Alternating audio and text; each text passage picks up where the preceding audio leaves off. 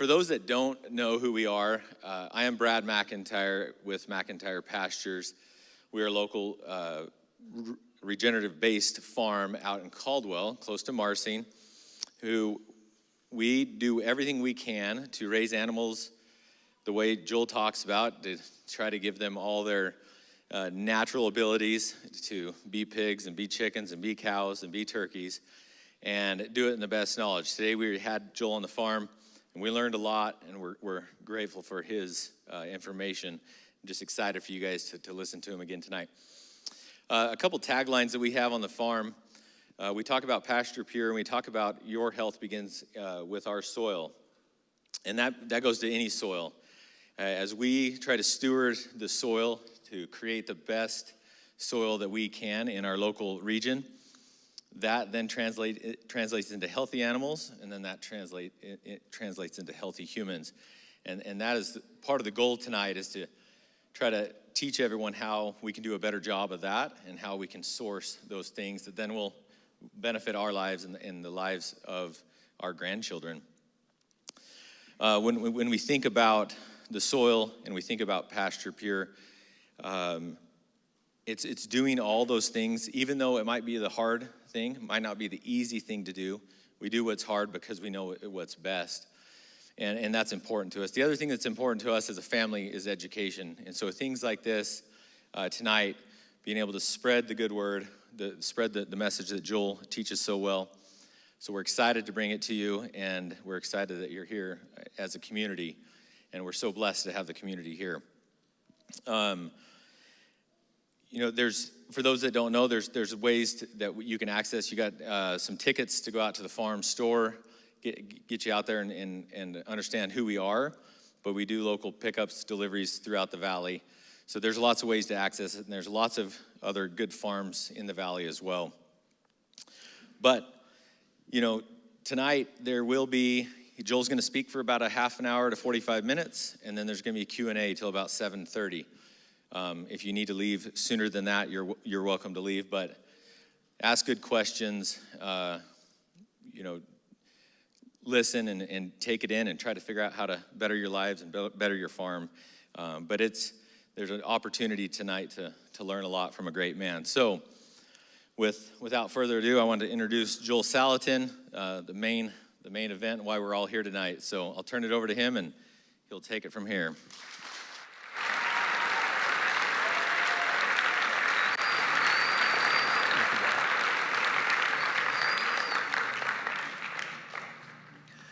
Well, thanks for coming out on what is this? What is today? Wednesday? Yeah. I've had an interesting couple of weeks. My mom passed 2 weeks ago at 102 and 6 months. When I was at the funeral home, they were asking, you have all this stuff, and kind of picked the casket and all stuff. He says, well, what do you want to do with her teeth? I said, her teeth? She has them all. What are you talking about? And she has all her teeth. She lost one. About 2 years ago, she was sitting in her easy chair, and all of a sudden, what's this? A tooth. It just fell out. Didn't hurt. Meant nothing, Lost one. But she was an amazing woman. So we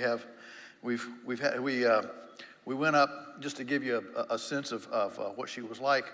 We went up, we buried Dad on the farm years ago, and so we took her up there, and we put the casket on a hay wagon, and we didn't do any embalming, vaulting, or anything like that. And people came with shovels and sat around the hay wagon, and the casket's in the middle. I drive the tractor up, and everybody's sitting there with their shovels. We go up gravesite, have a few comments, a little bit. And then I opened it up for people to share memories and things of her. And one of my grandsons, Andrew, he's 20. So she was 82 when he was born. Okay, he's 28. And he said, well, I just want to tell everybody it was really neat to grow up and be able to tell all my friends that my great-grandma is cooler than your grandma. She took those kids everywhere. Drove until 97. So when she was in her 90s, she was in her favorite, she sang, and she was in a group that sang old hymns. They were called the Happy Notes. And so she'd pop over to our house, and say, well, we're going to sing to the old folks, in her 90s. And most of the people at the nursing home where they sang, were younger than she was. She was an amazing gal. And I certainly get a lot of my, she was always ready for a party, always ready for drama, always ready for theater. And so we actually have the church funeral service is Tuesday coming up. And then Wednesday, we're having a party at the farm with hot dogs and s'mores on open fire. She loved to party, so we're gonna send her off for the final party. But it's been quite an interesting week, and to get all that and get here to Idaho, way across the country, a long ways. And what I want to talk about tonight is one of my favorite topics, and that is dancing with dinner. Dancing with dinner. Now, this tonight is going to not be a farming thing as much as it is how do we build a relationship with our food? We don't remember what we eat. I mean, if you think about, well, what did you eat last? Think about that. How much do you know about what you just ate last? If there was beef, do you know anything about the cow that the burger came from? If there were vegetables, do you know anything about the farmer that the vegetables came from? Do you know anything about the farmer's family? Does the farmer have any pets? We don't. Here we have this incredibly intimate relationship. We're taking it in and we are ingesting it, and it is becoming us. That's a pretty intimate relationship. Okay. But we've never been more, as a culture, we've never been more divorced. We've never been more, ignorant about this partner that we've taken. And so I want to talk about why or how we can develop a partnership with this food, because if we think about how we develop human relationships and see if we can learn, parallels with food, we can come to a place where we can actually, I think, become intentional about food. If I'm gonna dance with dinner, I want to know a little bit about what this partner's like. Are you with me? All right. And generally when we're dancing with someone, we want to know a little bit about the person we're dancing with. And how can you have a relationship if you don't think about it? How can you dance with somebody if you don't know who they are? So I'm going to take the human relationship idea of dancing with somebody and what we'd be interested in that respect, and parallel it with food. That's where I'm going with this. Okay. So the first thing when we have a dance partner is there's got to be interest in it. You've got to have an interest in. Hey, you got to be interested to develop a relationship. So the question is, how interested are we in food? I did a talk at a really elite private school in Atlanta, and I had the middle schoolers. So this is 6th, 7th, and 8th graders. Yeah, about 200 or 300 of them in a room like this. And I was trying to survey them. What do you guys know about food? What do you guys know about what you're eating? And so to try to make the point, I said, can anybody tell me 3 vegetables that you have to wait to plant till after frost? Okay, frost, you know what frost is, okay. So what do you have to wait to plant after frost? Dead silence. Nobody knew. Finally, a little girl on the front row, she raised her hand and said, yes, ma'am. She said, green beans. Yeah, good. That's good. Anybody else? So then the guy raised it. Tomatoes. All right, good. Got beans and and tomatoes. Anything else? And then somebody else, corn. Okay, we got 3. But this took, I'm shortening this. This took 5 minutes to pull this out of these young people.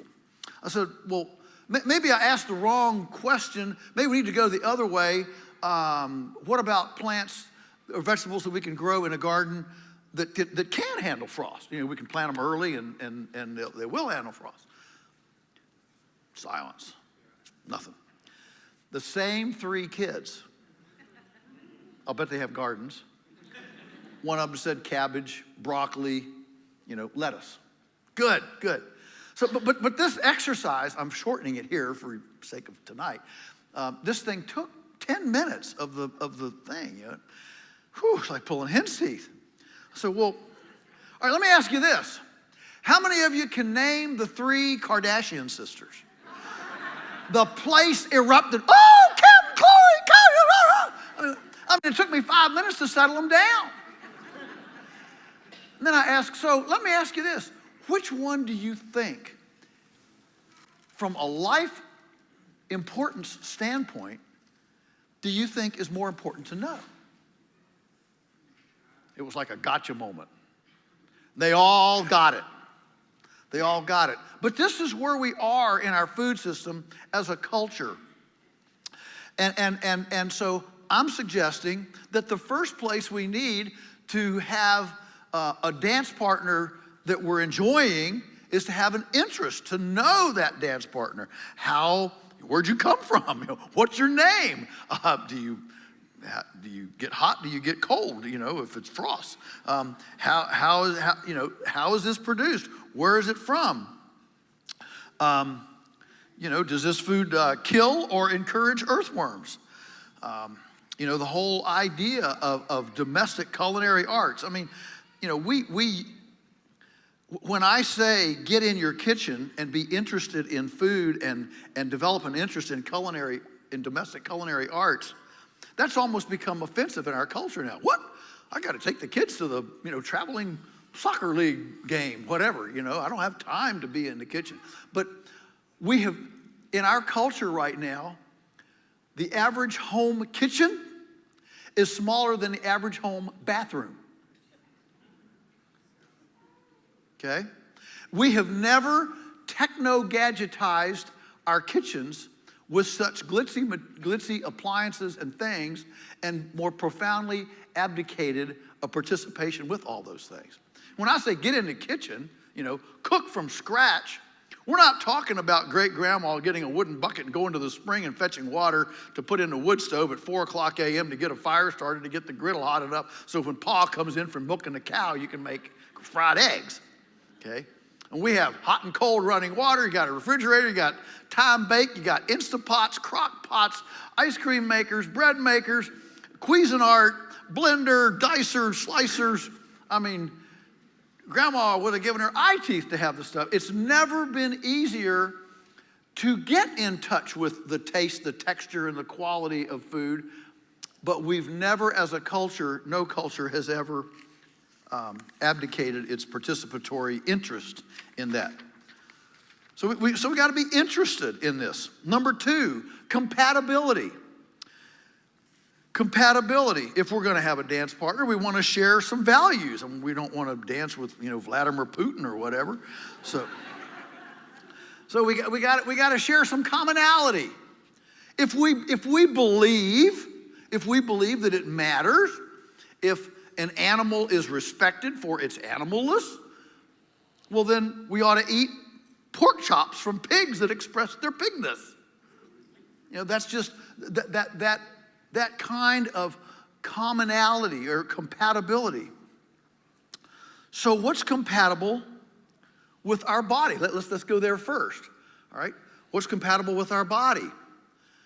Well, not unpronounceable food. We're the first culture that engages in ingesting things that we can't pronounce, or finding or eating things that you can't make in your kitchen. If you got to be a chemist to read a label, you might not want to eat it. And of course, thanks to RFK Jr. now, pretty much everybody knows that we've got 10,000 artificial additives in our food. Europe only has 400. I'm a little bit like Michael Pollan. He says we shouldn't eat anything that wasn't available before 1900. That's kind of the cutoff point when industrialism started in about 1900. We can all be thankful that hot dogs were introduced at the 1890 World's Fair in Chicago. It just slipped in, right there under the deal. But where are you on subtherapeutic antibiotics that have made superbugs like MRSA and C. diff? Pesticides, herbicides. Do you share the value? I don't want to get all political here, but I'll tell you what, it was a bummer when President Trump issued an executive order naming glyphosate as an item of national security. Are you kidding me? Like, our civilization is going to collapse if we can't get glyphosate? Unbelievable. But do you share that value? Is that compatible with our belief system, our value? Genetically modified organisms. GMOs. There are lots of barriers in nature to make sure that things don't cross-speciate. Listen, folks. I don't know how many kids are here. If the sexual plumbing doesn't match, it ain't right. If you look out in the garden and you see a cow getting it on with a corn plant, that ain't right.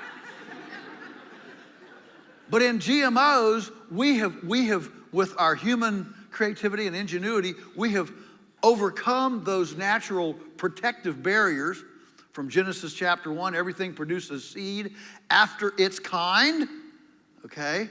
So there's an order, and we have created, with our human cleverness, chaos. And we've made things that are half salmon, pig, and, chamomile, whatever, just crazy stuff, and then release it out into the environment.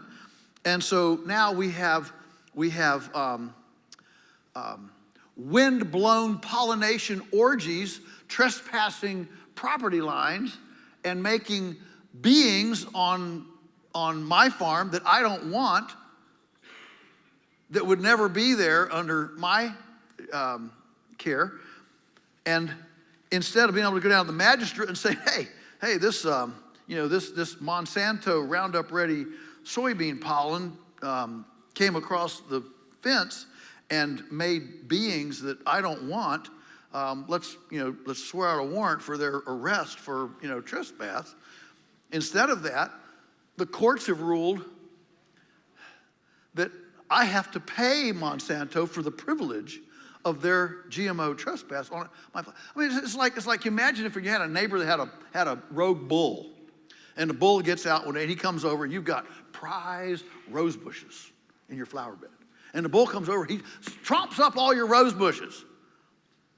You could go out to the magistrate and say, look, this guy's got to pay for damages for my rose bushes. Okay? Any magistrate in the country would do that. All right? But here we've got GMO trespass coming in, making beings like the bull comes and messes up my rose bushes. Can you imagine the magistrate saying, no, you got it wrong, buddy. You got to pay your neighbor with the bull for the privilege of him stomping out your rose bushes. That's the philosophy. That's where we are. Is that compatible with our belief system? See? And the fact is that most people come to dinner and don't even ask if it's GMO or not. Don't even ask how compatible that meal is. We've got a lot of things. I'm old enough to remember. I can remember growing up when you could have birthday parties for kids and nobody had to ask who had food allergies. Some of you are old enough to remember that. If you had a 3-year-old, daughter and you wanted to have her friends over to have a birthday party, moms didn't have to spend 2 weeks before the party, back and forth with, well, they didn't have smartphones back then, but with all this, going on, what's your child allergic to? What we can serve? What can't we serve? Nobody had to do that. When I was growing up, we didn't hear about Campylobacter. listeria, E. coli, salmonella, food allergies, all these things. What are these? These are nature's language on its knees begging us, enough abuse, enough disrespect. And these have come in our lifetime.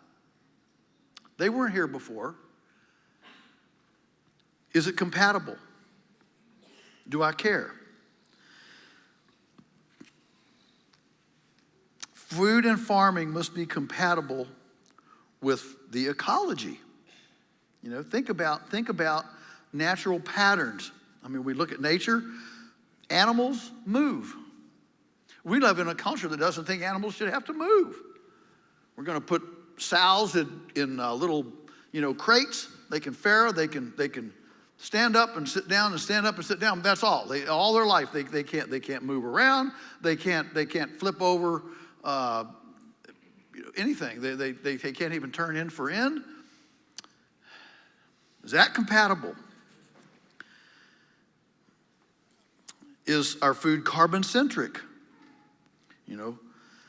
The great soils in North America that we're still leveraging today in our heartland of America, cropland, those soils were not built with 10-10-10 chemical fertilizer.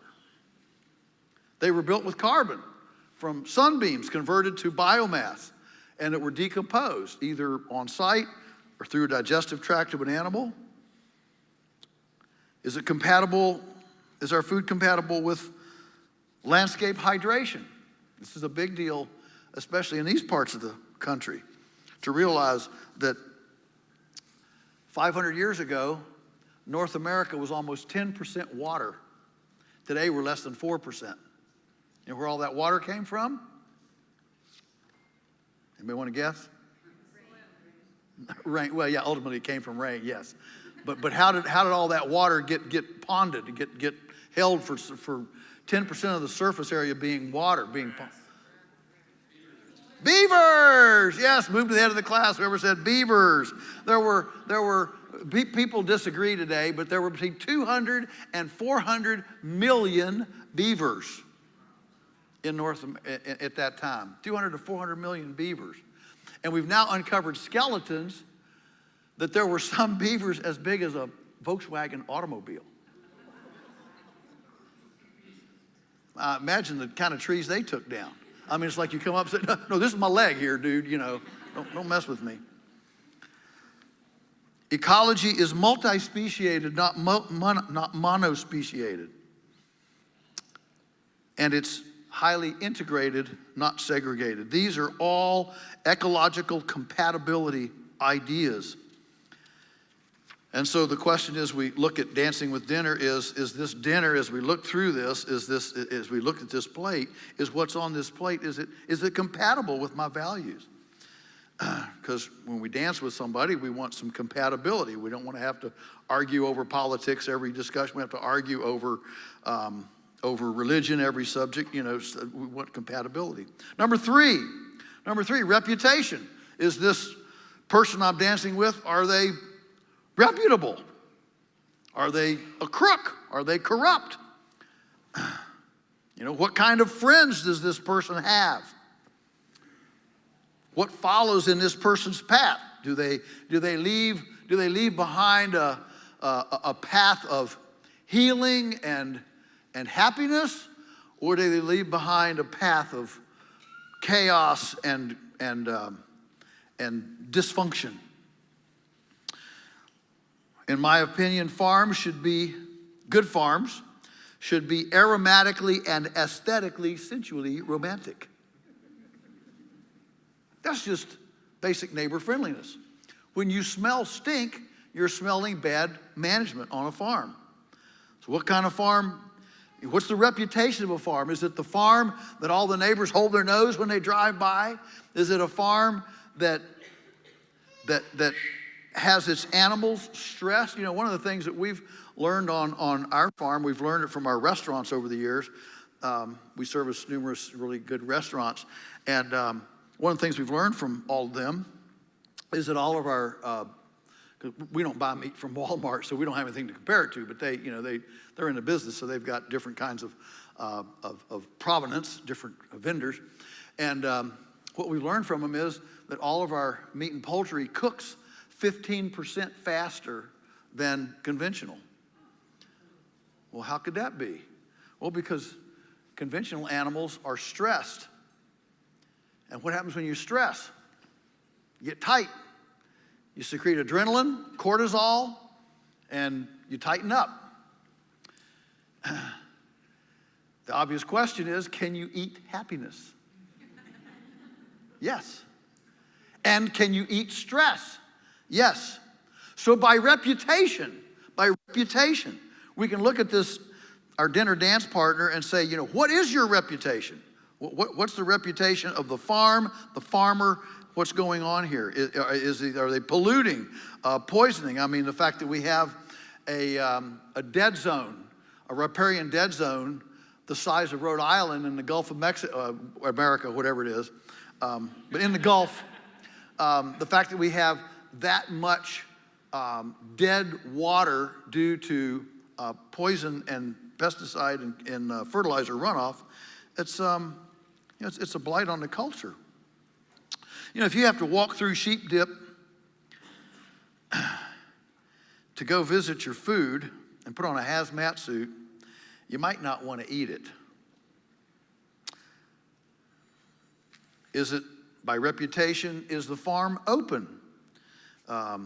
Those of you who know me know that we have a 24/7 open door policy at our farm.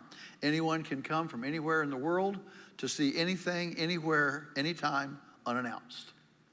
That's our transparency brand.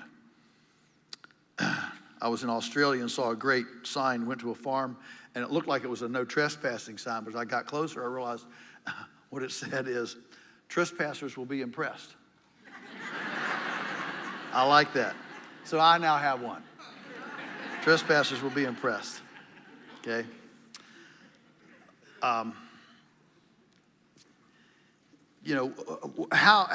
What is that reputation of that farm, that farmer? I mean, including, do they pay their bills? Do they pay their people? And does this food that I have on the plate, does it represent freedom or tyranny?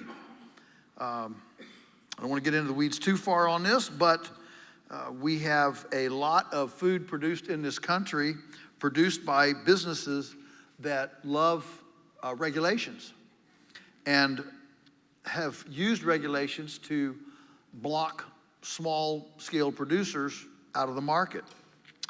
And if you don't believe that, just try making a shepherd's pie out of backyard processed beef and see how many bureaucrats knock on your door.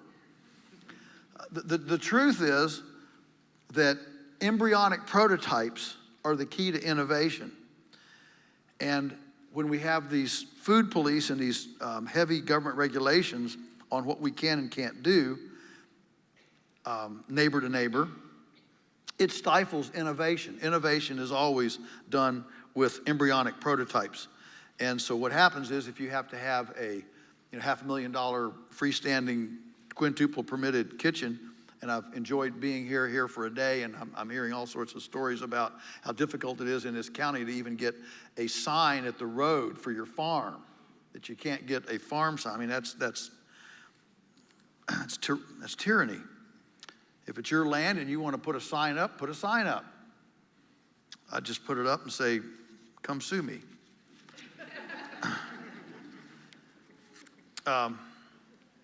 But by reputation, what is this food by reputation? The food, the farmer, the people involved with it, what's the reputation of it? Number four,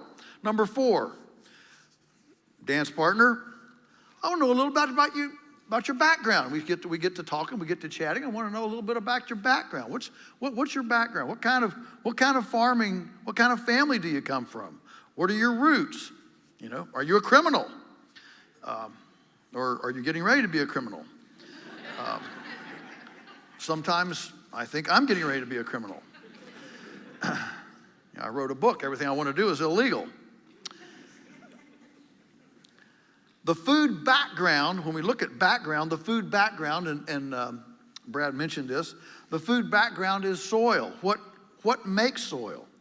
You know, soil is an awesome web of life. How does this farm view soil? Do they talk about soil, or do they just talk about chemical inputs? You know, basically they're running an intravenous farm. You know, the soil is just a medium to put, you know, chemicals into, like an IV drip.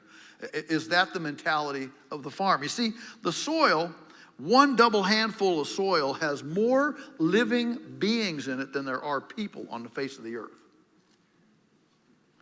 Now, if I told you that a double handful of soil had as many beings in it as there are people in, we're in a town here. What is it? Nampa. Whatever it is. You'd say, well, that's a lot of beings. And I said, not only that, there's more than in Idaho. Wow, that's a lot. More than in the United States. Wow, that's a lot. But folks, it's more beings than there are people on the planet in one double handful of soil, and we've only named 10%. 90% are unnamed, and we don't have a clue what they do. We don't have a name for them. We're that ignorant about our soil, and yet what are we enamored about? What? Establishing colonies on Mars? How about we figure out how to build our own soil first before we go shooting off to Mars and do to them whatever, if there are Martians or if there are whatever there is. Before we do to that place what we did to this place, you know, if I was God and the earth was mine, I would say, you know, humans haven't been very good to my stuff. I'd say they kind of messed up my, you know, if the earth was in my book bag and I looked at what I was getting back on my book bag, I'd say if somebody got in and they kind of messed up my stuff. What's my return on investment? And I would suggest that returning 700 riparian dead zones in the just in the United States alone to God's clean, beautifully made creation is probably not good stewardship. I'd say somebody didn't take care of my return on investment. So anyway, so you got this soil and you got all these beings. I always look at the soil, I think about it like Star Wars. You know, when Luke Skywalker goes to the space cafe, you know, and you got all those, you know, those double-headed, you know, aliens, all this stuff playing in the space cafe, and he meets Han Solo for the first time. That's the way I look at the soil. You know, soil, you got electron microscope. You know, there's this, you know, four-legged kind of cow-looking thing. You know, he's sloshing. See, the soil is like a cathedral half full of water. So good soil has structure. It's mainly space. The tighter soil is, the worse that it is. Good soil is like a cathedral with the rooms half full of water. And so you got these, you know, things that are moving through these, you know, compartments, and they're interacting and they're eating stuff off the walls and all. So just imagine that, all right? So you got this blue thing he's going through and he's grazing on the walls of the cathedral, whatever. And here all of a sudden comes, you know, something with like a narwhal, you know, a spear on the front of it. He comes up and pierces the blue thing, you know, and sucks out all the, you know, aqueous material in the blue thing, you know. But before the blue thing, you know, can fall over, you know, another one comes in. He's got scissors on his front, and he comes up and whop, and knocks off the blue thing's head and eats it, you know. And I mean, this is all going on in the soil under our feet. It's an underground, you know, these things are coming up. You got other ones, and they come up and they go, hey, I got some boron in my pocket. I'll trade you some boron for some of that polysaccharide that chlorophyll just made, okay? I mean, this is what's going on, and it's better theater than Steven Spielberg, okay? But this is the soil, and my question is, the food, the dance that we're getting ready to dance with, we're getting ready to ingest this, what's the background? How does this farm, how does this view the soil? You know, can you imagine somebody going into the bank, entrepreneur, and they want a loan for a new business. And they go into the bank and they present the business plan. And I'm from the South, so I can imitate Boss Hogg here, right? And so they go into the bank, and the banker looks at the business plan and says, this looks like a good business. In the South, we say business. We don't say business. We say business. All right. And anybody can be dismissed for any etiquette or criminal violation by saying, bless your heart. Okay. All right. Well, that's the South. All right. So you present the business plan, and the banker looks at it and says, this is a great business. In fact, you're going to make a lot of money here. I'd like to be your partner. But before I give you the check for the loan, I got one question. What is this going to do to the earthworms in our community? Can you imagine a banker asking that? Or the actinomycetes, or the mycelium, or the azotobacter, or any of these microorganisms. And yet, does anybody think that Wall Street is more important than the mycelium and the azotobacter and the gibberellins? Of course not. We float, we live, we eat, we are immersed in an unseen world of microorganisms that make our trees, that make our fuel, that make our food, that make our fiber, that make all this stuff. It's a complete, dramatic creation that's ongoing, that is interacting with each other and negotiating and trading in the glomalin space, and these amazing miles of microscopic root hairs with messengers that say, hey, I found some boron over here, and now with John Kemp's work with developing the quorum, now we know that as soil becomes more and more healthy biologically, these microorganisms quit competing and begin symbiotically helping each other. And, I'm really good at getting boron. You're really good at getting calcium. I'll get some boron, you get some calcium, and we'll get up to the roots of this plant. This is what's going on in the soil. And each of us is utterly and completely dependent on it. Do we think about this? How long has it been since we thought about this? And have we thought about it as we sit down to taste and smell and put something in our body that we're getting ready to dance with dinner? What's happened in our culture is that we've gotten so removed from this dance partner, we've thought about it so little that we're actually ignorant about food, and this ignorance creates fear. You know how many Americans fear food? A lot. Look at all the stuff going on. Well, actually, you should fear some food. You should fear the breakfast cereal aisle. You should fear the soft drink aisle. You should fear the potato chip aisle. There's actually quite a few aisles you should fear. But in general, people fear food. Because they don't know, and they're scared to try. I'm old enough to remember. I can remember when you couldn't go to the supermarket and get a boneless, skinless chicken breast. If you wanted to use chicken breast, you went and got a chicken. You went home, you took a knife, one of those things, and a cutting board, and you cut out your breast, and then you had the leftover chicken. You made casserole or stock or whatever, out of the rest of the chicken. Today, half our customers don't know that a chicken has bones. They think, they think we go out and pick up boneless, skinless breast off the tree, like pears and apples. Like I got off the bus the other day, he gets off the bus, he says, take me to the salsa tree, I want to see salsa. We have become unbelievably ignorant, and so as we begin to continue this ignorance, we fear what we don't know.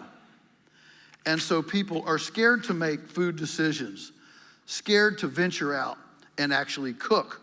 What if I undercook it, overcook it? How do you thaw out a frozen chicken? Do I have to put it in the refrigerator? Can I put it in the sink? Can I, it's like green eggs and ham.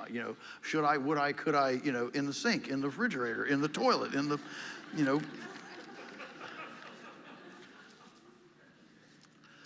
And I mean, I had a lady, I was doing a delivery, and a lady came up to me, she real quiet, she says, how do you make a hamburger? I said, what? It's like, did my ears work? Hamburger? She said, yeah, well, my husband and I, we've been vegans for 10 years, and he wants a hamburger. I don't know how to make one. I mean, this is not the time to make fun. It's not the time to be, satirical. We have become so ignorant of foundational living things now. We have become the age of coaches. We've got nutrition coaches, financial coaches, every kind of coach you can imagine. I mean, now, I'm just reading in Wall Street Journal, one of the hottest things going now is what's called executive coaches for 5-year-olds. For $150 an hour, you can hire an executive skills coach for your 5-year-old to teach them how to organize their day, put on their clothes, brush their teeth, do things so that they actually function in life.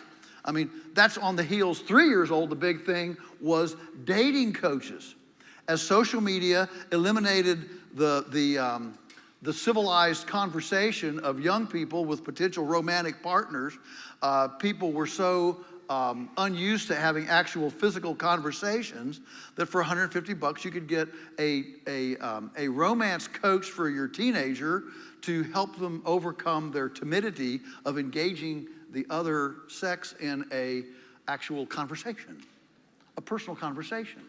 Instead of sitting there, she on her phone, he on his phone, and having a text conversation, through social media. I mean, we're going in different places. Number 5, if we're going to have a dance partner, what makes a good dance partner? What makes a good relationship? What makes a good relationship with somebody is transparency. We don't want to be lied to. I mean, who wants to dance with somebody who's lying to them? I'm actually only 120 pounds. You look at me, 120 pounds. Look more like 250 to me, Yeah, that's what I say. That's what I say. But transparency, trust, accountability, honesty. Since COVID, the trust that Americans have in our venerable institutions has plummeted. We don't trust big companies. We don't trust government. We don't trust, in fact, the latest survey said that, doctors are only trusted by 18% of us. Doctors, okay? I mean, politicians have been way down for a long, long time. But I mean, for doctors to go down that far, but COVID killed that doctor trust. Suddenly people were, demanded, you got to do this, take this. Transparency. Michael Pollan says that if all of our concentrated animal feeding operations had glass windows that people could see in, we wouldn't have any. We'd all be vegetarians or vegans. So, turn off the TV and go visit farms. What if all the money that goes to Disney World and Universal Studios things was instead all that time and money and energy was spent finding and getting transparent with our food, with our dinner dance partner, okay? We should see it. One of my favorite stories on this line was, I was in University of Guelph in Ontario, Canada, doing a town hall meeting at the university. There were 3 of us speaking, a room like this full of students. And there was a guy and me and then a lady next to me. And we each had a 5-minute opening monologue, and then it was basically a town hall Q&A thing for the rest of the evening. The lady next to me, she gets up, and she said, her story is, she is a 6-figure, high-powered attorney living in a 6th-floor condo in Toronto, a very big city. And she and her husband, she gets pregnant. And so they're talking about, well, what are our responsibilities here? And they decided their responsibility was to probably do their best to keep a healthy baby.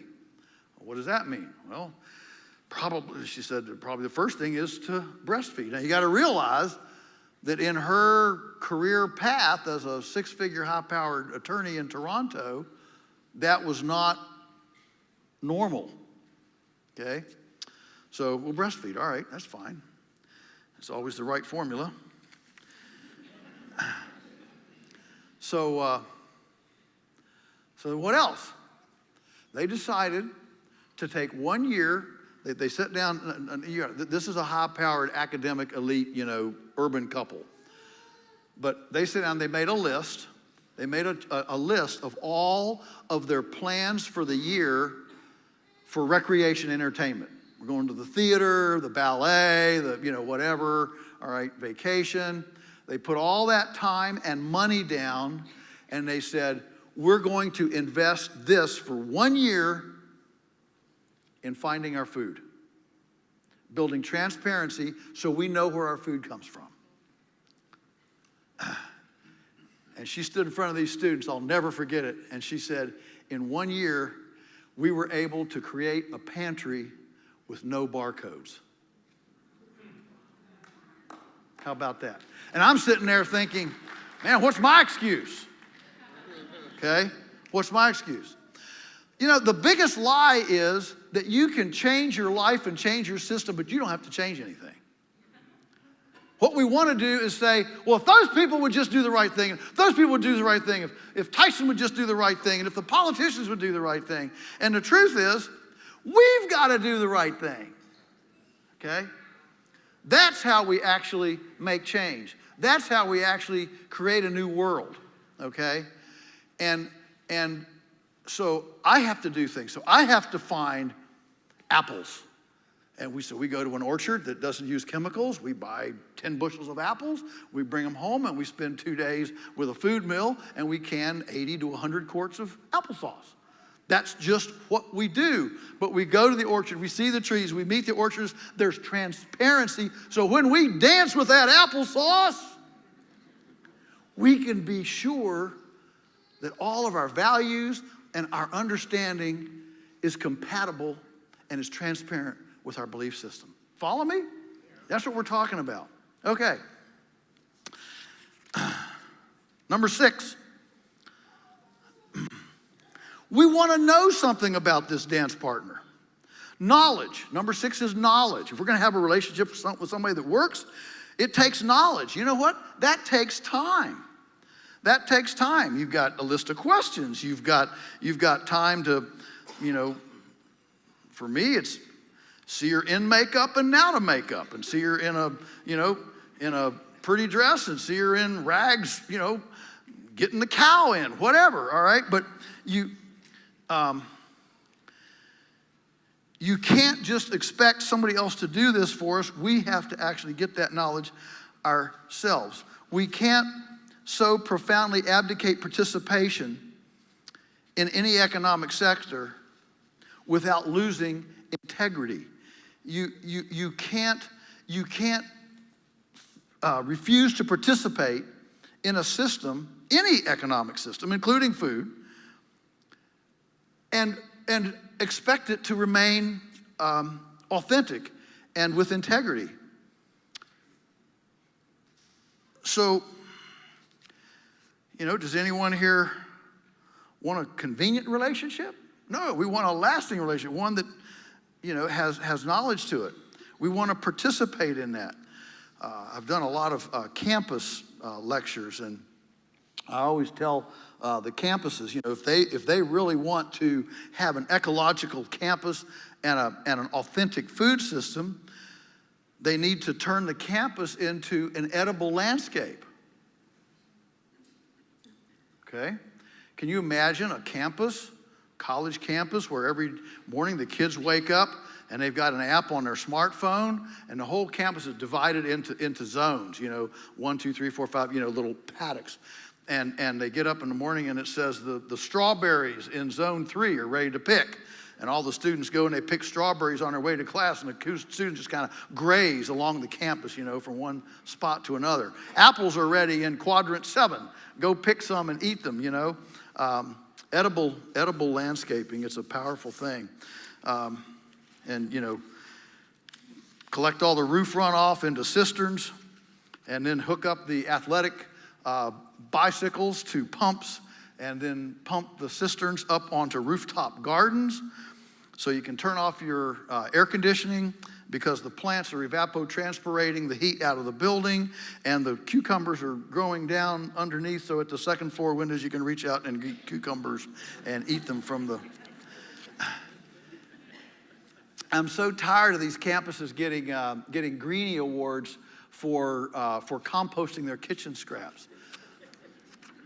Because they put them all, they put all the kitchen scraps in barrels, and they take them to some place where they're composted. No.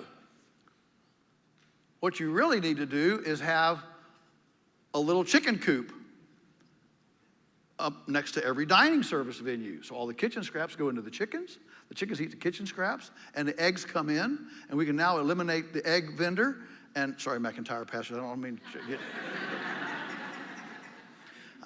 The truth is, Ann Foreman, who wrote City Chicks, she did a computation. She said if 1 in 3 American households had enough chickens to eat their kitchen scraps, there would be no egg industry in the United States. In fact, she talked about a city in Belgium that did an initiative where we will buy 3 chickens for any household that wants 3 chickens. And they had 2,000 households. Raise your hand, we'll take chickens. So they bought 6,000 chickens, distributed to 2,000 households, 3 chickens each, and it dropped their landfill poundage by 100 tons a month immediately.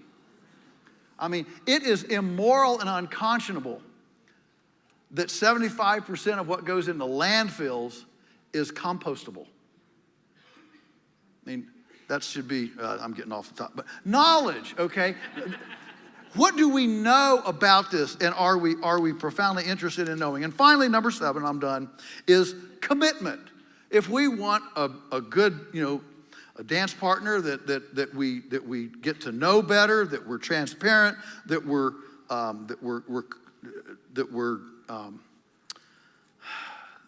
happy with, what we want is commitment. And we want commitment to the whole person, not a piece of a person, a whole person. I want to ride this out with you. We want to ride into the sunset together. And what that means is we're looking for a commitment that allows us to turn fear into faith. We have a homestead tsunami in this country right now because there's a lot of worry and fear about things. And I mean, that's why, all the Californians are running to Idaho. And so here's the deal.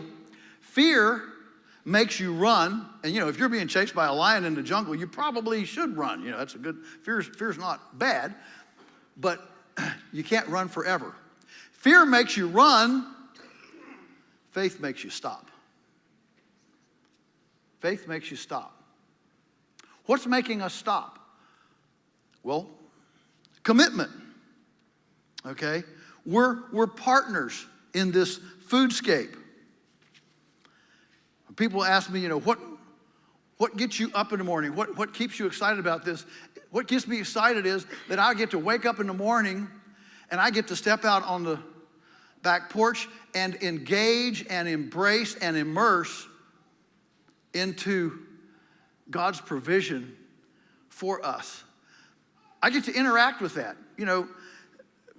God could take care of all this nature out here and provide food. He could do all this with his word. He could do it with a cherubim, a seraphim, an angel. But he's picked me. And I get to interact with it.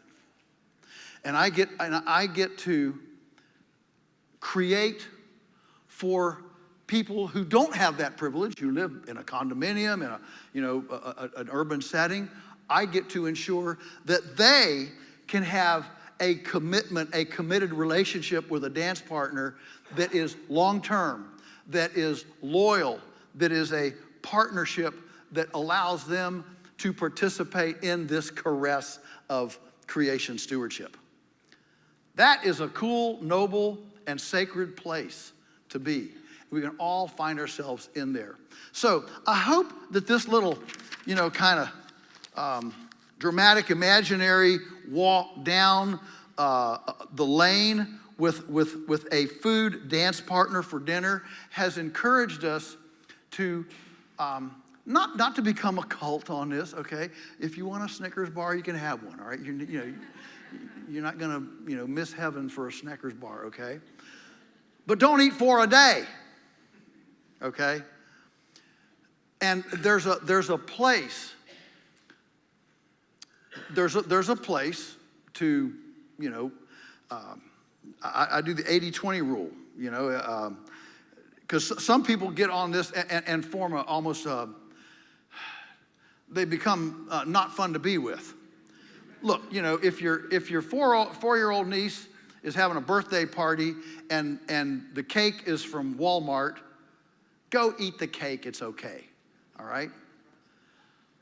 80-20. But 80% of the time, let's be intentional. Let's think about this dance partner. And let's be intentional about creating a dance partner that we can enjoy with a long-term commitment, because it's committed to soil, to health, to respecting animals, respecting the people that grew it, and the whole thing that we've discussed here tonight. So, questions? Comments? Anything on your mind? Don't be bashful. Yes?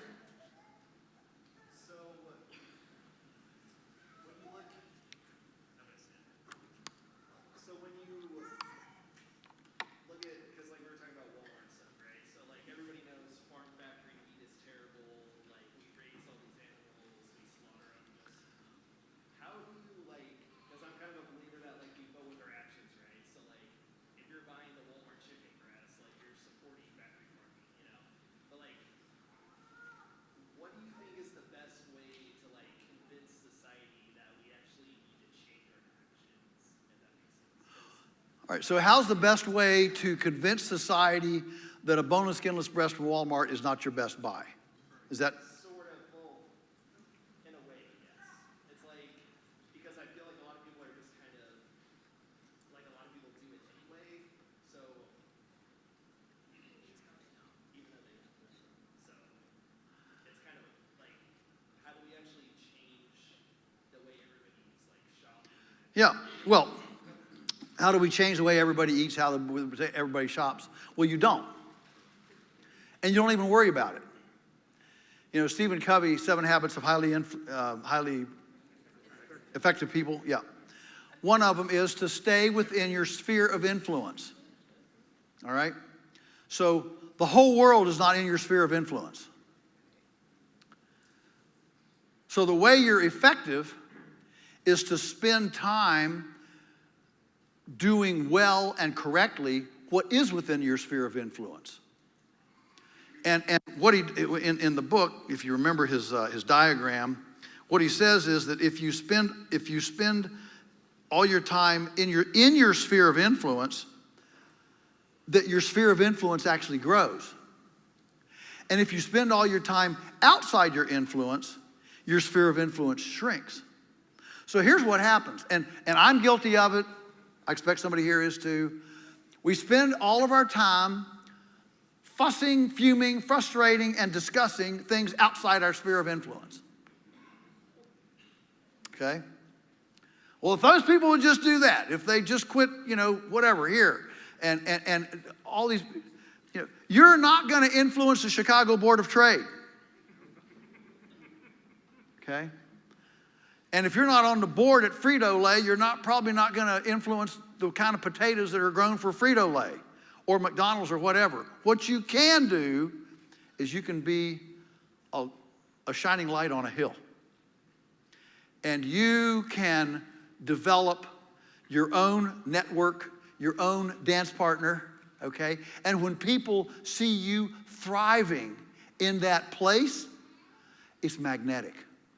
People are drawn to people who are vibrant and flourish, okay? And if you're a grouser, that's not very magnetic, okay? But if you are excited about, hey, I found this farm, I found this food, I found this, I feel better, blah, blah, I discovered this in the kitchen, not just on the food channel. I mean, what we've done is we've exchanged our kitchens for sitting in front of the food channel. And so as you develop that, your sphere of influence will grow. This is not a, I'm here to save the world. No, I'm here to touch individuals, okay, that are going to make a change in their lives, and as they put attention on their sphere of influence, it's going to begin to grow, okay? And that's how you do it. Worrying about all those people coming out of the gas station with food, food-like substances, okay, is not going to change the world. And it's going to irritate you, give you ulcers, and you're going to die at 30 because, okay? And so be excited about your own discovery, your own journey process. Excitement is attractive. Excitement is magnetic. And as you become excited about your own success, hey, guess what we did? We boiled an egg last week. I mean, did you know you can go to the store, you can go to the store and buy shellless, already peeled, boiled eggs in a clam for $25 a dozen. I'm looking at these things. Who buys this? I mean, are you serious? You can't boil an egg and peel it? I mean, I'm just, Lunchables. $14 a pound. And it's half bread. And it's not even food. Gummy bears. $10 a pound. Twizzlers. $9.50 a pound. I mean, who buys this stuff? I don't know who. I mean, look at the cars coming out of the Walmart. I mean, they're half full of Coke and soda, and then people say, well, I can't afford, $4 a pound for chicken. Well, they've just spent, $2,000 on soda. It's going to put them in a health crisis when they're 50 with diabetes, and then you see what I'm saying?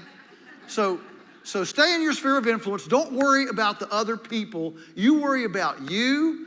Get yourself right, and it will be so attractive because you'll be so happy and in your journey that people will be attracted to you and your sphere of influence will grow. That's how this stuff happens. One at a time, mentoring someone else and discipling somebody else into attraction.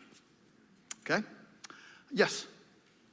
We are on a half acre because that's what we can afford in this market, and I'm grateful for it. Where would you ask us to start? Or where would you half acre. Where do you start? Where do I start? Yeah. Oh, great question. Half an acre. And by the way, my answer will be fine even for a quarter acre or a tenth of an acre, okay? So, where you start is, so I'm assuming that you're not in a condo. If you're in a condo, it's a little bit of a difficult, you're in an apartment situation. Although, I ran into a lady who was in an apartment complex, and they have yards around them, and she went to the landlord and she said, could I put a garden out here in the back, in the corner of the, he said, sure. So she put the garden in. It was so pretty that the next thing you know, she's running a full business gardening apartment complexes. All right, so this stuff happens. All right, so what do? So the first thing is to look at your grocery bill. What do you buy and what can be grown there? I mean, I don't suggest here that you grow bananas, okay? But there are lots of things you can grow. So make that list. Look at your grocery shopping list. What do I buy? Okay? And what you're trying to do is substitute growing your own for that grocery list. I would start with plants, because plants don't run away. They kind of stay put. They're rooted. Okay. Doherty told me to get sheep and milk them, and I'm like, I'm not ready for that. No. Don't get sheep, and definitely don't get a goat. When people ask me, do you have goats? I say, no, we don't have goats. We had goats. That's the difference between present tense and past tense. Okay? They say if your fence won't hold water, it won't hold a goat. All right? I don't need something that's smarter than me. All right? So start with easy. Start with plants, and I am a fan of raised bed gardening, and you can make them very, very cheaply out of just like scrap corrugated steel roofing. Everybody's got, you can find steel roofing around, and you can make your beds up and don't use an endoskeleton with wood, use an exoskeleton. Put it around the outside, that way the wood doesn't rot because it's not on the soil. And if you put the ribs up and down, it won't bulge, and you can put your exoskeleton on the bottom 12 inches up from the ground, so nothing's touching the ground except the metal, and it works fantastic. 30 inches high, that's what we're doing. And 30 inches, I'm at the age where I don't want to bend over anymore. I want to like work the garden from the tabletop. And these are 4x8s, and you can do anything you need to do on them in a 4x8 in 10 to 15 minutes. Okay, so it's conducive to whatever, coming home from work and putting 10 to 15 minutes in something. And the nice thing about raised beds is it's very child friendly. Toddlers can't get into it. And you don't want to have your kids growing up and all they remember about the garden is mom fussing at them for walking through the freshly planted beets. Okay, and groundhogs can't get into it. Rabbits, deer can, but it's another story. You just you get some venison. But raised bed gardens, vegetables to start, something, and then think about edible landscaping. So if you have a boundary fence, anything that you can use for a trellis, then you can go raspberries, blackberries, thornless blackberries. Man, there's few things funner to pick than thornless blackberries. I mean, they're up high. They're not strawberries, not down on the ground, and they're up high and they're thornless, so you can just pick them. Not getting all stickered up and stuck, and they're big old sweet fruits. They're really great. You can pick a gallon in 10 minutes. Very, very effective. But perennials, all right, think about perennials. And then if you have any trees, change it from ornamental to edible. It doesn't take any more land to grow an apple tree than it does an ornamental tree, a Bartlett pear or whatever, okay? So gradually shift out your landscaping to something different. The first animal to get is a chicken, a laying chicken. And never get one, always get 3 or 4. In my book, Polyface Micro, I have a chapter on how to have chickens and rabbits in a Manhattan apartment without smell, okay? So this can be done on a very, very small scale. And in a acreage your size, I would use a stationary coop. Don't move them around because they're gonna make poop all over, and then kids or guests or whatever are gonna bring the poop in the house. And when everybody's tracking poop in the house, mama ain't happy. And when mama ain't happy, ain't nobody happy. Right. Okay. How do you have a stationary, smell, odor-free chicken thing? You do deep bedding. Deep bedding, carbonaceous bedding. They're on compost. It grows its own bugs. The chickens churn. And you incorporate, you take your kitchen scraps and the weeds from your gardening and all that. That goes into the chickens. They eat what they want. They scratch in, aerate, and it composts. And that compost becomes what you're going to use next year. One of the biggest problems in micro acreages is, how do I get enough compost in one spot to actually help, to actually do something, fruit trees or gardening or whatever. And so the chicken incorporation allows you to make annual compost. You clean it out once a year, and you start over with another, bunch of wood chips or sawdust or, leaves or straw or deep bedding. And that gives you, enough material. Now, the next one is 2 pigs. 2 pigs. And they can be raised without odor if they have deep bedding. Full-size pigs? Well, you start with little ones, and then they get big. Do you like pasture pigs or full-size, like Pastures and stuff? You get regular pigs. What do you, yeah, just regular pigs, okay? Yeah, don't get weird ones. No. 4 legs, a snout, Yorkshires, Hampshires, yeah, just regular pigs, all right? They're very available. Get 2, never get 1, get 2. But the beauty of pigs is, now you really got compost. I got this idea, this is not original with me, but from Sean and Beth Dougherty, who have written The Independent Homestead.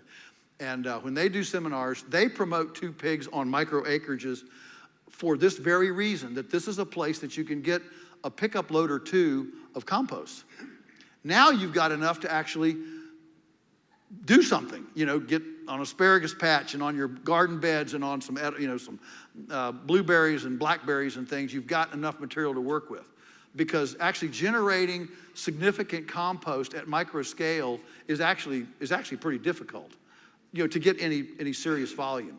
So between the chickens and the 2 pigs, and of course, if all you need is 1 pig, you eat the one and you sell the other one, and you'll get it all for free.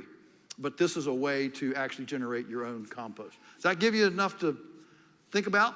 Okay, I mean, you're thinking about sun, you're thinking about, and then jump on your microclimates. Okay, so for example, half an acre.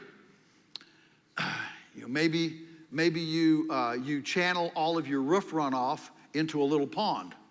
Okay, on the east side of that pond, you grow something like strawberries that's very frost prone, because that water is a thermal mass. You ever notice how in the cool time the fog comes up off a pond?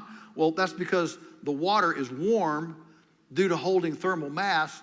And as the air goes, and our winds come from the westerlies in North America, they come from the westerlies. As the wind goes across that thermal mass of water, it warms, and you get a 10 to 12 foot frost-free pocket on the east side of a little body of water. And it doesn't have, it can be the size of a swimming pool. Okay, so if you channel your roof runoff into the little pond, now you've got a little frost-free zone. You can use the southern part of the house. Every single house in America that is in a zone that gets frost should have a solarium on the south side. Because that solarium is where you're going to grow winter stuff, cool, hardy stuff in the winter, and it's going to give you passive solar heat. You can open up the windows of the house, let the solar heat in, and it's going to generate oxygen to hyperoxygenate the house, so you're going to breathe better. Okay? So there's a lot of benefit for a solarium on the south side of the house. Our house was built in 1790. We have a state-of-the-art big solarium on the south side of the house. And what we did, we dug, it's earth sunken in the earth, and we filled the cavity with gravel with leaky pipe. And so you can pull hot air from up at the peak of the solarium, pump it down into gravel, and then at night it comes up through, And so without any supplemental heat, we can grow cool seasons. Even when it's 0 degrees, that thing will stay 50 degrees, or certainly over freezing at night with no supplemental heat. So you're using thermal. So a lot of this can be done. Just get creative. There's certainly wonderful books about the self-sufficient urban home. That's not a title, but you get the idea. And there's enough there to keep you busy for a while. I hope that gets you headed down the thoughtful path. Great question. For keeping pigs in a smaller area, how deep does that bedding have to be for them not to stink? Yeah, that bedding has to be at least 16 inches, ideally 36. The deeper it is, the better. Which means you have to build your pen, okay, so that the pigs can go up and they're not jumping out. All right. So that as it builds up, you can hold them in. Okay. Yeah. Great. No, you start the pen on the ground, and you start with 12 inches, but then it's gonna build up, and as it builds up, it's gonna fill up whatever your gates or anything that you have, and if it fills up to 30 inches and you've got a 4-foot gate, now you've only got 18 inches. Well, a big pig, and of course as it builds up, the pig gets bigger. Okay, it's all growing at the same time. 18 inches, that pig can just fall right out. And then the pig goes over and roots up all your thornless blackberries and goes to your neighbor and roots up roses. And now you have to pay $5,000 to replace the neighbor's roses. All right. So, yeah, so take care of them, yes. So if the lot of land that you bought does not have the best soil, what are some ways to help bring the nutrients and life back to that soil, and about what time frame does that take? If the lot you have does not have good soil, how do you build good soil, and what's the time frame? Okay. How much money you got?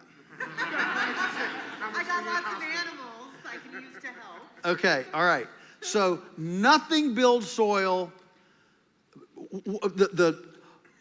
All soils on the planet respond to carbon. Carbon is the elixir of all soil development. It's the sponginess. It's the basis of organic matter. It's the basis of the biology. It's the basis of hydration. 1% organic matter holds an extra 20,000 gallons of water per acre. Okay, so carbon. So you become a fiend on carbon. Leaves, wood chips, sawdust, coffee grounds, kitchen scraps, bark, mulch. I don't know. There's a lot of seeds produced here. Is there any like seed cleanings? From people that produce seed. Hulls. I know in Iowa they make train cars loads full of ground up corn cobs, which is a wonderful. It's flowable. It's a wonderful material. So you just have to become a sleuth and find. Is there a sawmill nearby? We give a Thanksgiving turkey to the local utility rights of way tree pruners. You don't have any trees here, but anyway, I have an answer for you. Okay. Because a place called chipdrop.com. Yep. And you sign up and they come and they dump Chipdrop.com. Chipdrop.com. And okay, here we go. Chipdrop.com. You can, in theory, you can have too much carbon, but in practice, you can never have too much carbon. It's wonderful, though. Hot on the bottom. Hot. Turn it. Yeah, and it gradually decomposes. It turns black. Ideally, wood chips. Chips are my favorite thing, especially if they've been chipped in the green season, with green leaves and needles on them. But ideally for your garden, you don't want to put them on until you can't recognize the parent material. If you can identify this tree, these chips came from such and such a tree, they're too green. You want to let them, yes ma'am. Another thing for Bill, we had some rabbits. Rabbits, Had a moving, yeah, we don't have compost. yeah. Rabbits in portable pens, you're moving them across, yeah. Best soil we ever had. Yeah, we do that too, and especially under orchard trees and things, because the rabbits don't, because you got to have some sort of a slatted floor so they don't dig out, and so they're great in an orchard because they don't dig. You put chickens and stuff in an orchard, and they will fluff and dig. They'll kind of make a mess around if you've got mulch around your trees, but the rabbits are real conducive to that. Ducks are good too because ducks don't dig either. And ducks just they just eat Japanese beetles and go right on. So I hope that helps. We got a lot of thank you, a lot of good answers. Yes. How do ducks or runner ducks compare to chickens on a small acreage? How do ducks compare to chickens on a small scale? All right. Do you like duck eggs? You do like duck eggs, okay? Because duck eggs, some people do, some people don't. They're pretty strong, and some people. They're especially enjoyed by pastry chefs making soup because they have so much structure. Because a duck is almost, a duck will eat 70% of its diet off the grass, whereas a chicken will only eat maybe 15%. So as a home-based option, the duck is actually more conducive to a home-based option because you can grow. You don't have to be in a grain, but you can grow a lot more of their feed, in your lawn or whatever. And so the main difference. That's what I'm assuming eggs here, because it's hard to pluck a duck. And anybody that has knows why a duck is $10 a pound. We raise a couple hundred a year, and boy, it's arduous. Daniel was asking Eli Rife before he passed away a couple years ago.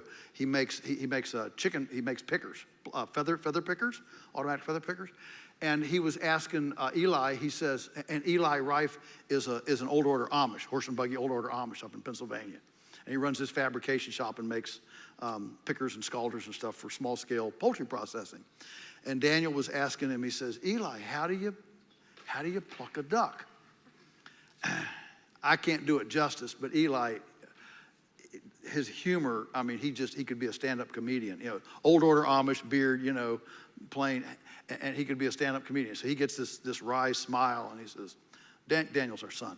He says, Daniel, the way to have an efficient duck processing operation is 8 Amish women.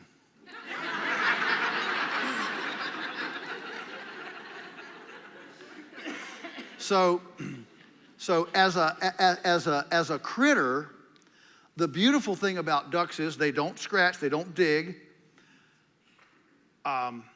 They're very, very, and they don't mind getting wet, if it rains. But they're very, very flock oriented. We have duck eggs, and they all lay their eggs within 2 minutes of each other. I don't know who's in charge, but somebody says, okay, ladies, drop your eggs. And they all out, and drop their eggs. And they won't go in a nest box.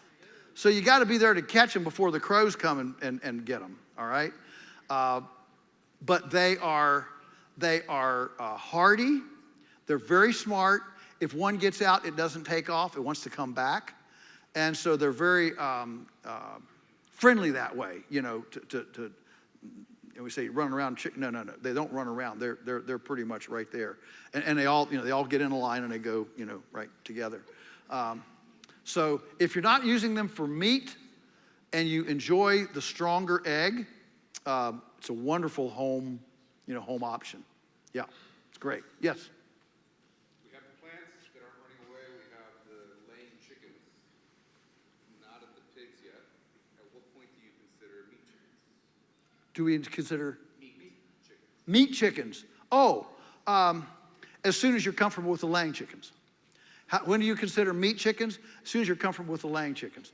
The beauty of meat chickens is that they have such a fast turnaround.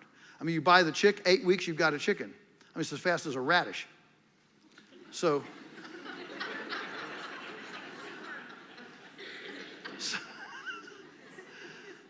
they have a great cash flow, you know. I mean, or just your time is not very much. So you pick 8 weeks in the summer. You know, we're going to be here this 8 weeks or whatever, and this is the time period we get them, and you get them and you raise them, and then you're done. So yeah, But no magic formula to where you would start adding that level of. No, I would say as soon as you're here's the thing, when you're new to this. When you're new to this, people ask, what's the most common problem in new homesteaders? You know, or new people that, you know, get their little acreage and they're starting. The most common problem is overzealousness. Because what you've done is you have consumed YouTube and books, and you've got this list. We could do this, we could do this, we could do this, we could do this, you know. This list is 20 things long that we could do. And so you start in and you start doing way too many things, and you overrun your learning curve, and suddenly, instead of a functional place, you have chaos. And chaos, and that's when I wrote the book, Homestead Tsunami, I said, I'm writing this book for three people. The first is the family that's in the city that's tire kicking, saying, maybe we ought to make an exit. Maybe we ought to get an acre or two in the country and, you know, get out of the city. Because there's kind of an intuitive understanding in the city that if the wheels fall off, I don't want to be in the city. You know, I want to be out where I can drink out of a irrigation ditch or something, you know. Okay. All right. So the tire kicker, you know, here's why you do it.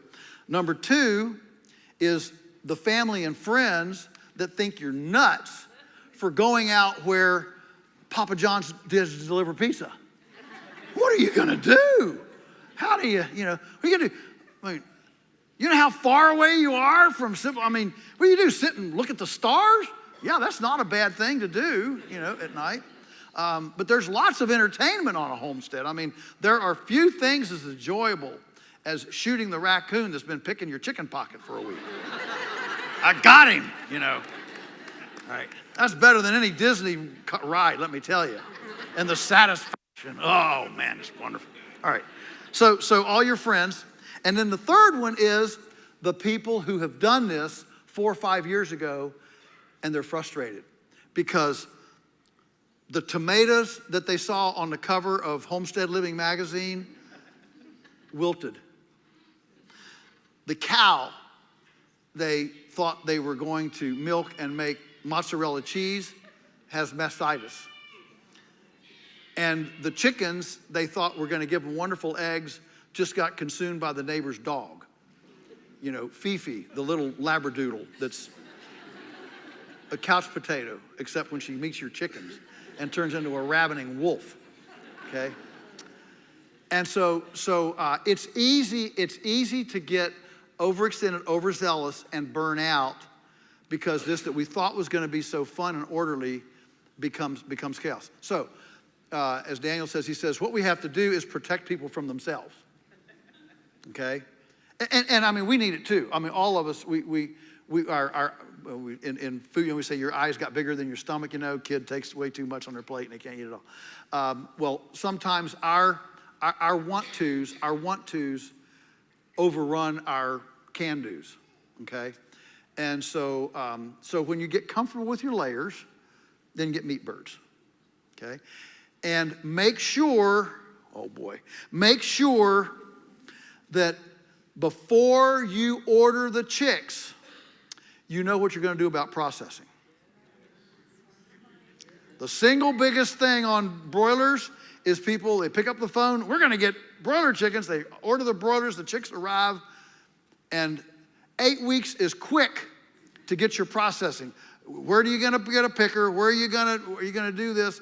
And so suddenly the chickens are now 9 weeks and 10 weeks and 12 weeks as you're waiting to get your, and now the chickens they're 8 pounds, 9 pounds. I had a friend that did this, classic. They were like 13, a Cornish cross at 13 weeks, it turns into a Frankenstein, okay? And he was going to butcher these chickens, eat some of them himself, and take the rest of them to farmer's market, okay? So he does this, and he finally gets them butchered at 13 weeks. I mean, these things weigh 11 pounds, okay? Now, he had a good price on them, but there's just something about paying $40 for a chicken that it was just an emotional price point. I'm not paying $40 for a chicken, even if it weighs 11 pounds. So he couldn't sell them. Nobody would buy them. And the market goes on and on and on, you know. And now it's getting down toward, the market's going to close at Thanksgiving and be closed for the winter. And he says, what am I going to do with these chickens? And he had a stroke of genius. He said, I know, I'll change the name. Now it's getting down toward Thanksgiving. I know you're thinking he told them turkeys. No, he didn't. He named them Holiday Giants, chickens with cleavage. He sold them all in one Saturday. Okay? I think all the husbands wanted them. Okay? So marketing is a fun thing to play with and do, and it's great. Hey, listen. You guys have been wonderful. You have made me feel so at home here in Idaho. It's just great to be here. How many of you have come in the last 5 years from California? Yeah. Welcome to the promised land.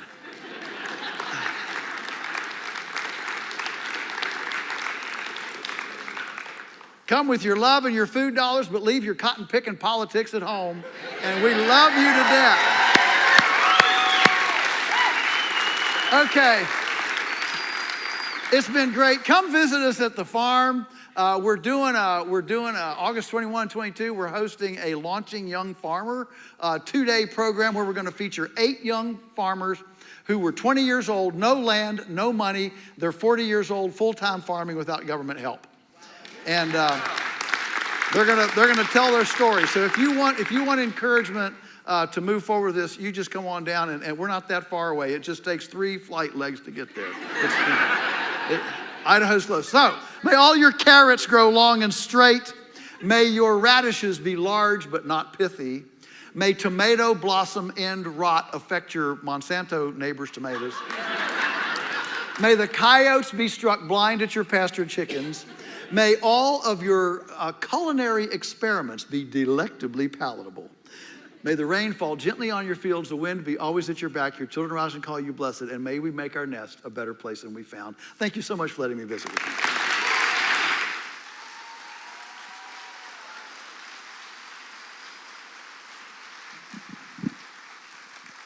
Thanks so much. Thank you again. Joel, we appreciate all your wisdom.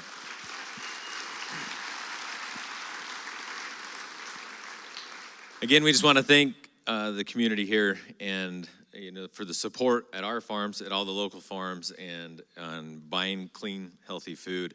Again, be safe, and with Joel's blessings, we'll end it there. Thank you very much.